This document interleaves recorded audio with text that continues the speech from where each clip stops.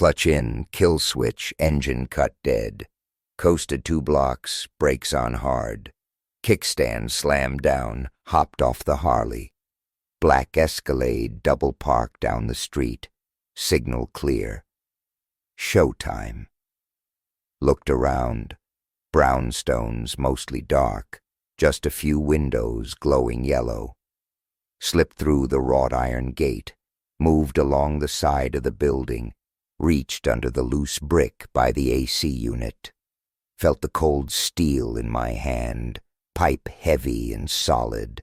Waited in the shadows of the alley. Didn't wait long, less than 5 minutes. Sound of water rushing down the drain pipe. Shower. Another minute. Click of the front door latch. No porch light, thank God. Stayed low. Watched him close the door. Turn. Start walking. Maybe he thought he was being slick, keeping his little tryst quiet. Maybe my swing was off. All he let out was a low, guttural groan when the pipe connected with his kneecaps. Not the scream I was expecting, just a choked oof as he stumbled back, catching himself. Assailant? Yeah, that was me. Took a step back, wound up again. Baseball swing. This time, aimed for the face. He went down hard, like a sack of bricks. Thud, out cold. Methodical now. Clinical. Arms first. Legs next. Hands. Elbows. Knees. Snap. Crack. Pop.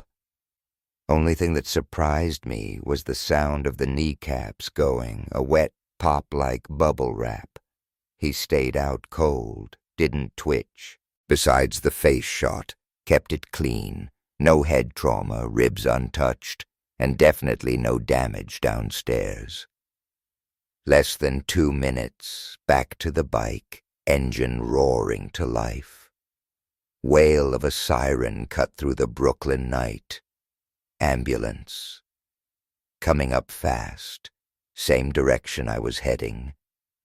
Followed it, red lights flashing, right onto my street, right to my brownstone.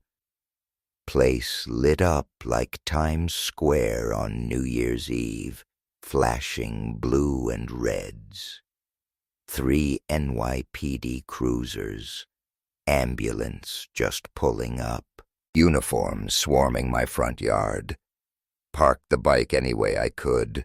Jumped off. Ran. "What the hell is going on here?" I roared. Beat cop tried to block me. Dodged him, questions exploding out of me. "Sarah? Where's Sarah? What happened? Who the hell is that on my stoop?" Another uniform stepped in front of me, clipboard in hand. "Sir, identify yourself and state your purpose for being here." Asking about Sarah, calling her my wife, wasn't that enough of a clue? Cops, supposed to be the best in the city, clueless. "I live here, where's my wife?" I yelled again. "Sir, please restrain yourself, no need for abusive language." No need, no need? You ever come home to your place looking like a damn crime scene? Cops everywhere doing God knows what, and nobody tells me a damn thing about my wife, or who's bleeding out on my front steps. Ma'am is being interviewed inside, sir. She's unharmed. She's all right? Yes, sir. Finally, a straight answer. Thanked the cop, squeezed past him as he got distracted by the paramedics loading the stoop guy onto a stretcher, another cop trailing behind. Inside, living room buzzing with tension. Sarah, 2 guys in plainclothes. "What in God's name happened, Sarah? Who's that half-dead guy on the stoop?" She started to cry, loud, dramatic sobs. One of the plainclothes guys stepped forward. "Mr. Riley, please calm down." "Calm down? How? I get home after a brutal day in the city, find this circus, and nobody can tell me what's going on." The 2 suits exchanged a look. The one who told me to calm down spoke again, voice flat. 11:49 p.m., 911 call. Report of a man being assaulted at this address. Patrol car dispatched, but assailant had already left the scene upon arrival. Officers assessed the victim and called for EMS. And where were you between 10 and midnight, Mr. Riley? Coming in from Jersey. Lincoln Tunnel, maybe around the Holland Tunnel exit. Why? You think I did this? What possible reason would I have? I cut myself off, turned to Sarah, voice low and dangerous. Were you sleeping with that guy, Sarah? She wailed again, burying her face in her hands, shoulders shaking. You were, weren't you? I shouted, voice cracking. She just kept crying, hands clamped over her face. I snorted, a sound of pure disgust. Turned back to the suit, pointed towards the front door. Find out who did this. Tell him I owe him a case of beer. Maybe 2. Now if you're quite finished, I'm going to take a shower. Sorry, sir, but we need to eliminate you as a suspect. Check you for blood, signs of a struggle. I gave him a look that could curdle milk, but I bent down and started unlacing my boots, kicked them off hard against the wall, stripped off my leather jacket, t-shirt, jeans, stood there in my boxers and socks, staring him dead in the eye, gestured to the pile of clothes on the floor. Anything else, detective? He took a deep breath, trying to regain control. Please put your clothes back on, Mr. Riley. Why? So you can drag me down to one police plaza? Strip search me again? Give me a paper jumpsuit and keep me locked up until you feel like letting me go? No, thanks. Shower time. And I'm not putting on any clothes. Started to walk past him, towards the bathroom. Sir, I must insist. Instead of the bathroom, I walked straight to the antique bar cart, poured a massive shot of Jameson. Stark naked, I turned around, stared him down, and downed the whiskey in one go. Poured another, even bigger. Raised the glass to him in a mock toast, a twisted smile on my face, and downed the second shot. Watched as he started frantically whispering to his partner, eyes wide. Both of them started moving towards me as I poured a third. Sir, we need you to refrain from consuming alcohol. We need to ask you some formal questions. You need. Always about what you need. Well, what I needed was to come home to a quiet house, not a goddamn invasion force of cops and paramedics. I needed to come home to a loving and faithful wife. What I definitely did not need was to find my wife's boyfriend sprawled out on my doorstep. And right now, what I need is a shower, a drink, and all of you out of my house. Feel free to take Sleeping Beauty with you when you go. Another pathetic wail from Sarah. I glanced over at her, just for a second, involuntary. She was standing there, crying silently, hands hanging uselessly at her sides. Looked weak, pathetic, utterly defeated. Eyes pleading, begging for something. Understanding, sympathy, tough. She made her bed. Now she could lie in it. Drained the third glass, turned, and headed upstairs to change. Didn't get far before a woman in a yellow hazmat suit blocked my path. Forensics tech. After a few terse demands, I reluctantly let her check me over for signs of a fight. Surprise, surprise, she found nothing. Gave her the clothes I'd just taken off, got permission to clean up and get dressed. She declined my offer to wash my back, thankfully. Bedroom. The stench of betrayal hit me like a punch to the gut. The stale whiskey from downstairs mixing with something else, something cloying and sickeningly sweet. Sweat and cheap perfume. Intimacy. My stomach clenched in painful spasms. Anger surged, hot and violent. I grabbed the corner of the mattress, heaved it off the bed, dragged the damn thing down the stairs, bumping and scraping against the walls. Out the front door, dumped it unceremoniously on the lawn next to the flashing police cars.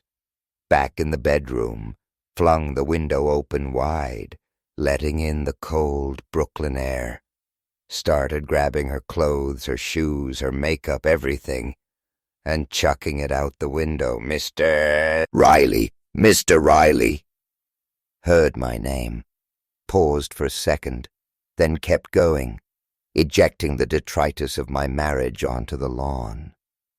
Mr. Riley, I need you to come with me downtown to take your formal statement. Why? I asked, turning to face him. You know damn well why. You already have my statement, and unless you're arresting me, I'm not going anywhere with you. Smug satisfaction filled me. In fact, if you do arrest me, I'll sue the NYPD for wrongful arrest so fast your head will spin. Unlike most of your collar grabs, I haven't done anything wrong. Didn't need to say more. Didn't have to. I could prove it, and he'd figure that out eventually. Watched his face. Anger building, face flushing crimson, veins popping in his neck. He reminded me of Yosemite Sam, about to blow a gasket. All he needed was a handlebar mustache and a 10-gallon hat. Saw him struggling to control himself, jaw clenched tight. Finally, he managed to force the words out, voice tight with suppressed rage. Mr. Riley, you're giving me no alternative. I am placing you under arrest on suspicion of assault, first degree, on Mr. Donald Johnson. You have the right to remain silent. Anything you say can and will be used against you in a court of law. You have the right to an attorney. If you cannot afford an attorney, one will be appointed to you by the court. Grinning like a goddamn Cheshire cat, I pulled on some jeans and a clean t-shirt. Shall we go? I said cheerfully. He led me out past the open living room door. I couldn't resist. Happy now, Sarah? Pick up your crap and get the hell out. Go to your mother's or wherever that 2-bit motel you and Donnie boy like to, you know. He handed me over to 2 uniformed officers who cuffed me again and shoved me into the back of a cruiser. Headed downtown. On the way, one of the cops in the front seat chuckled. You really messed that guy up good, huh? Not that I blame you. Wife of mine was messing around. I might have done worse.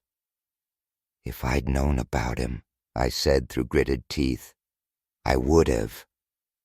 How is he? You think he'll make it? Don't know. Don't care. Tell me something, officer, I said, leaning forward. Detective Davis, always such a hard ass. Heard 2 stifled snickers from the front, but neither cop offered an opinion. Short ride to 1 police plaza. Booked, fingerprinted, mug shots, the whole routine. Left in a sterile interview room, steel table, 2 chairs.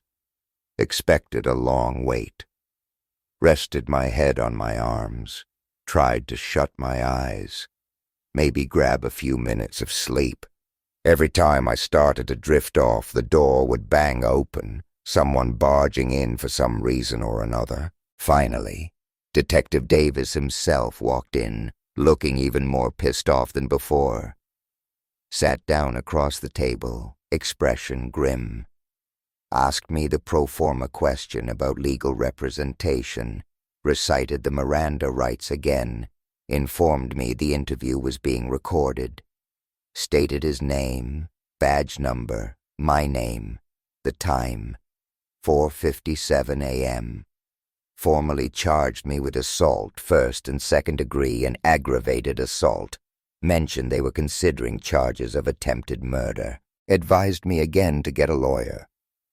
I declined again. Mr. Riley, where were you at the time of the assault on Mr. Johnson? Home. R-I-L-E-Y. Home. I spoke slowly, carefully, like he was a moron. As I told you last night, Detective, I was returning home from Albany. I drove straight home, no stops, and followed an ambulance to my brownstone after it overtook me on the BQE. Upon arrival, I discovered a convention of police officers, yourself included. Is convention the right word? Maybe gathering or flock would be more accurate. Nevertheless, there were a lot of you, and some poor bastard bleeding all over my stoop. Shortly after, I also discovered that my wife was intimately acquainted with said bastard.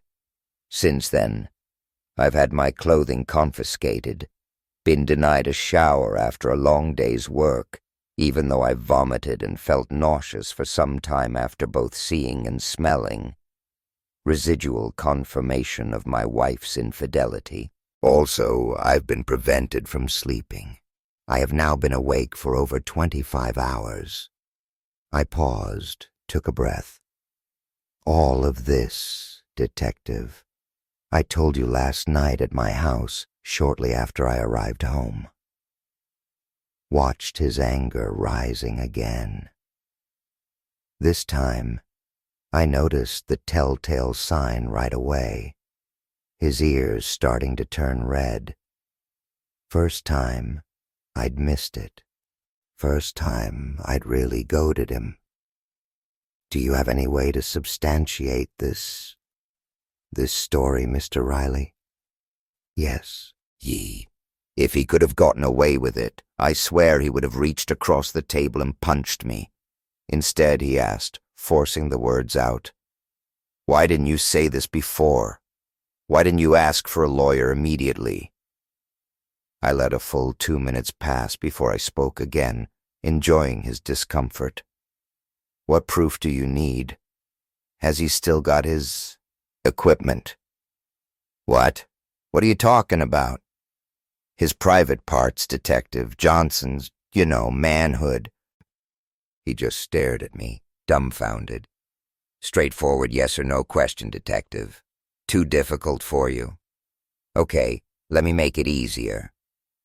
If I had known that I was married to a deceitful, cheating woman and she was found in flagrante delicto with some two-bit preacher, I would have kicked the woman out on her ass and castrated the preacher.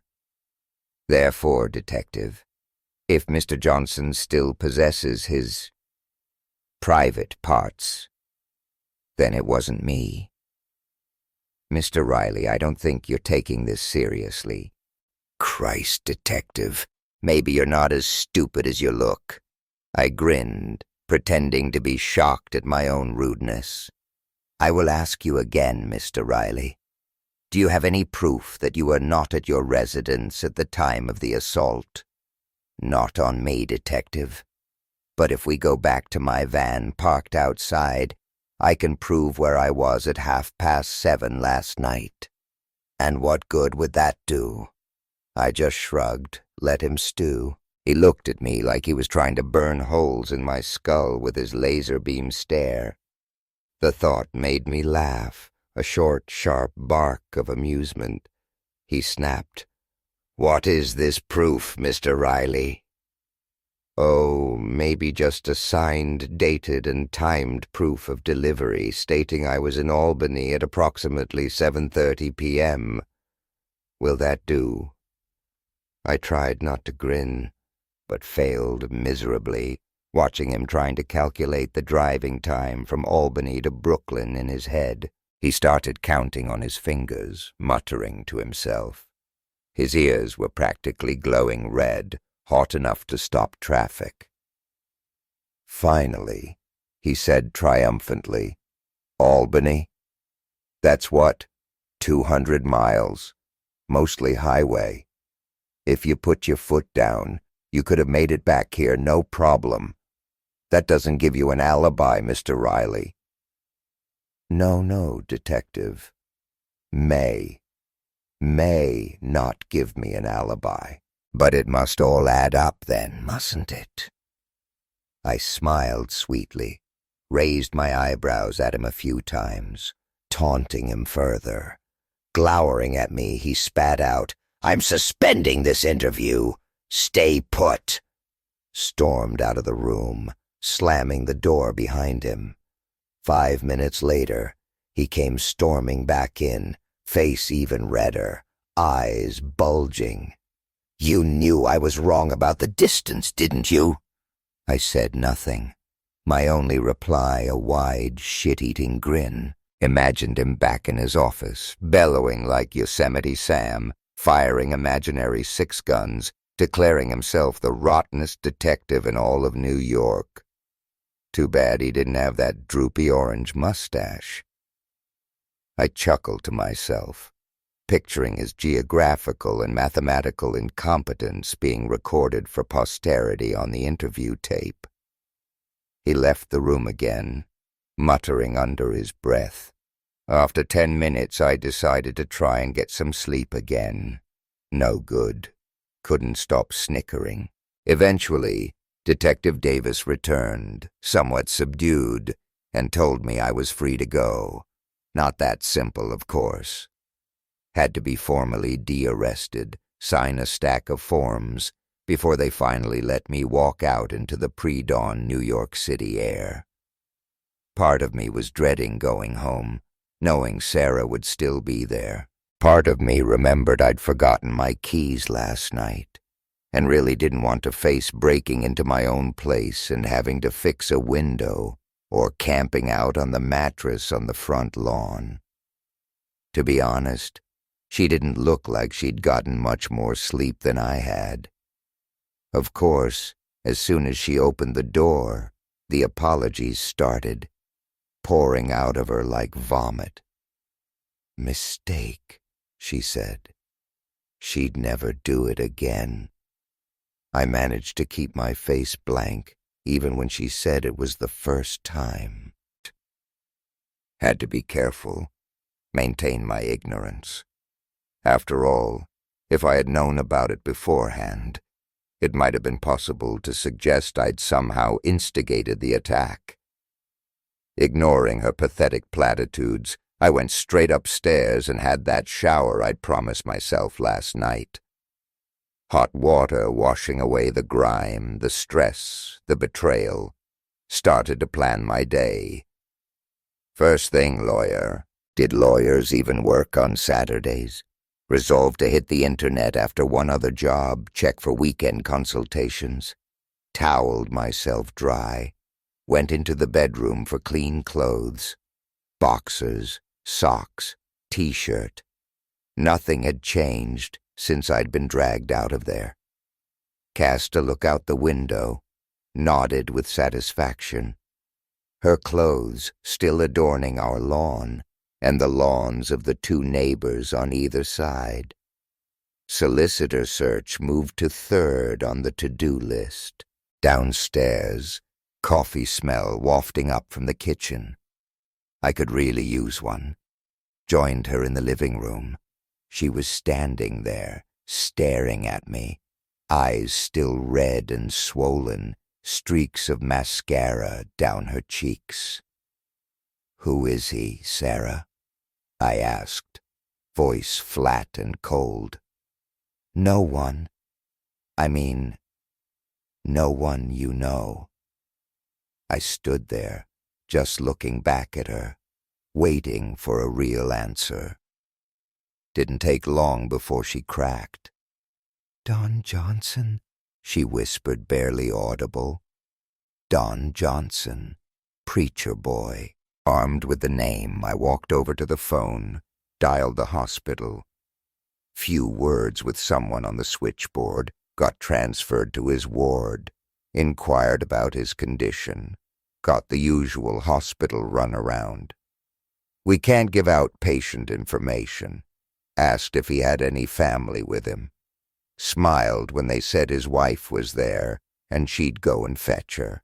Listened to the clip-clop of footsteps walking away, then returning. Receiver picked up. "Hello. This is Julie Johnson who's calling." "Hi, Julie. Name's Nick Riley. You don't know me. Neither does your husband, for that matter. I'm calling to let you know where I live." Silence on the other end. I don't understand. Why would I need to know your address? Thought you might like to come over. Meet my wife, Sarah Riley." "Meet your wife? Why on earth would I want to meet your wife, Mr. Riley?"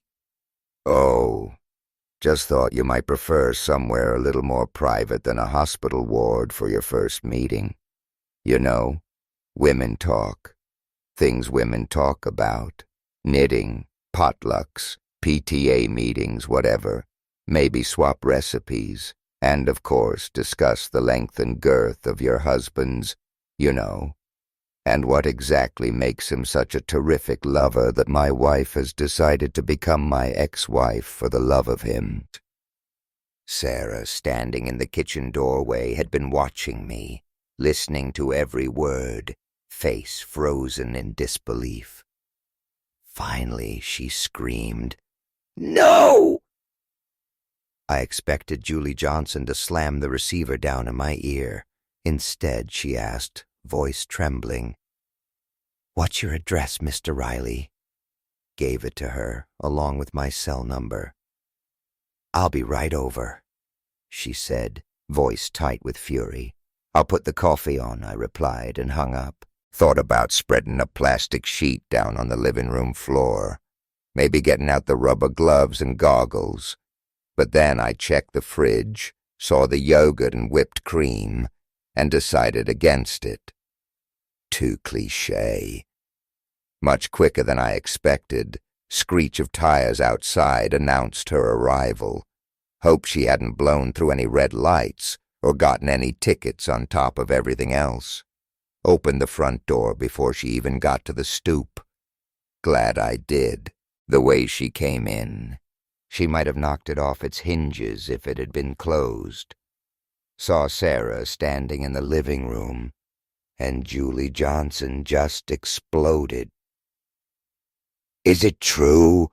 she demanded, voice like a whip crack. "Look, Julie, it's not—" Sarah started, voice weak. "Don't you dare lie to me, you cheating woman," Julie screamed, spittle flying. "You have to understand," Sarah sobbed. "We didn't mean for it to happen." "Didn't mean it to happen," I echoed, voice dripping with sarcasm. "Didn't mean to dress up in sexy lingerie for him. Didn't mean to invite him over here when I was out of town. Didn't mean to spread your legs for the holy roller." Silent rage churning inside me as the pathetic little drama played out before my eyes. You didn't do anything to stop it?" Julie's voice now a mere roar, 90 decibels easy. Sarah just blubbered. "We just couldn't." "You could have said, 'No, Sarah, I am married.' Or, 'No, Don, you are married.' He should have said the same thing. But oh no, instead you chose to be a cheating, lying, home-wrecking woman." Julie's voice was now a full-blown shout. No, it wasn't like that," Sarah whimpered. "Like what then, Sarah? Like crack cocaine? Well, I hope you'll both be very happy together. You can look after him when they finally let him out of the hospital." Julie sniggered, a harsh, ugly sound. "They tell me he's going to need a lot of looking after. You'll have to dress him, feed him, maybe even wipe his backside. Your husband did a damn fine job of educating him, Sarah." She looked over at me, a flicker of something like gratitude in her eyes. "Thank you, Mr. Riley. Oh, please, call me Nick. And excuse me, Julie, but as I told Detective Brain Surgeon last night, if I had done it, he wouldn't still have his equipment intact. Nah, I'll wait until he's back on his feet before I let him know just how much he's pissed me off." "Tea or coffee, Julie?" I asked, turning away from Sarah's pathetic whimpering. "Coffee, please," she said, managing a weak smile. We left the unfaithful woman standing there in the middle of the living room, a pathetic figure of guilt and shame, and went into the kitchen. Kidnapped and betrayed partners, united in misery, sat at the kitchen table, talked for a while, about deceitful people, disloyal partners, the wreckage of marriages, the tarnishing of wedding rings, why the cheaters lie, why they betray. Spoke for a long time. Several times, I heard Sarah shuffle out to the hallway, then back into the living room. Guess she didn't enjoy listening to us share our mutual hurt and betrayal. When we felt we'd said enough, I walked Julie to the door, said goodbye, followed her out to the front yard, dragged the mattress around to the back garden, picked up Sarah's clothes, shoes, makeup, all the crap I'd thrown out the window, and piled it on top of the mattress, fetched the red gas can from the garage, heard Sarah scream "no" again from the back door, started pouring the gas over the pile. She ran towards me, hands outstretched, pleading. "Got a light, Julie?" I asked, ignoring Sarah, then added to Sarah, "Not the red emergency flare you hang outside when I'm not here, Sarah. No, please, Nick, don't. Don't burn my stuff. Please, no." "Got one job to do today, Sarah. Knew I was leaving you after I did it. Burning this crap is first on the list. But when I get it done, I'll come back and burn whatever else is still here, including you, if you're not gone. Nick, please don't do this. I'm sorry. I love you." "Yeah, sure you do, Sarah." "I do, Nick. I didn't mean it. I didn't think." "Didn't think what, Sarah? Didn't think I'd find out? Didn't think it mattered? No, you cheating woman. You didn't think I mattered. Well, screw you, Sarah. Now pick up whatever's left of your pathetic life and get out, before I throw you on the pile with the rest of the garbage." I went back inside, leaving her sobbing in the doorway. Few minutes later, I was online searching for divorce lawyers in Brooklyn, settled on one with decent reviews, but they weren't open on Saturdays. Monday would have to do. Went back outside to the garden. Sarah had picked up most of her clothes and other stuff and was gone. Breathing a sigh of relief, I set the mattress alight, dropped any stray bits of her crap I found lying around onto the flames. 14 months later, Decree Absolute arrived in the mail. Single again. Sarah's twins were 6 months old and definitely not mine. Dodged a bullet there. No child support for those little bastards. Nice. Pastor Don Johnson, still trying to get Julie to forgive him. Personally, I think he just wanted a familiar hand to wipe his ass, since he still couldn't reach around properly yet. As for Detective Brian Davis, seriously, Brian Davis, he never did figure out who'd done it. Pulled me in a couple more times for further questioning, but I wasn't exactly forthcoming with information. There were a few things I conveniently forgot to mention, like the fact that my buddy Mikey had called on me a couple of weeks earlier. or that Sarah had answered the door to Mikey in a silk robe, telling him to get lost, or that Mikey, being the cautious type, had hung around by his bike for a smoke, called another buddy, and just happened to see Pastor Don Johnson roll up in his Prius and get greeted at the door by my wife, or that Mikey had met me in Albany with a very fast motorcycle, a Kawasaki Ninja H2, if you're interested, or that we'd swapped bikes, allowing me to get back to Brooklyn just as the good pastor was finishing his visit with my wife, or that I'd given Don Johnson a very clear message about the consequences of his actions, or that I'd ridden Mikey's Ninja to a prearranged spot just outside the city, taken off the black coveralls and helmet I'd worn for the ride, stashed them in a duffel bag, or that I then met Mikey again in a deserted rest stop off the LIE, swapped vehicles back, and driven my own van home, arriving just in time for the police to arrive. Nope, Detective Davis never heard any of those details from me. And so, we've reached the end of today's story. Was it what you expected? Or did it take a twist you didn't see coming? I'm curious to hear your thoughts. Share them in the comments below, and let's get a conversation going. If the story kept you hooked, make sure to hit that like button. And if you're new here, or just haven't subscribed yet, now's the perfect time to join our community. I bring you fresh, captivating stories every day. So click that subscribe button and turn on notifications so you never miss out. Thanks for watching, and I'll see you in the next one.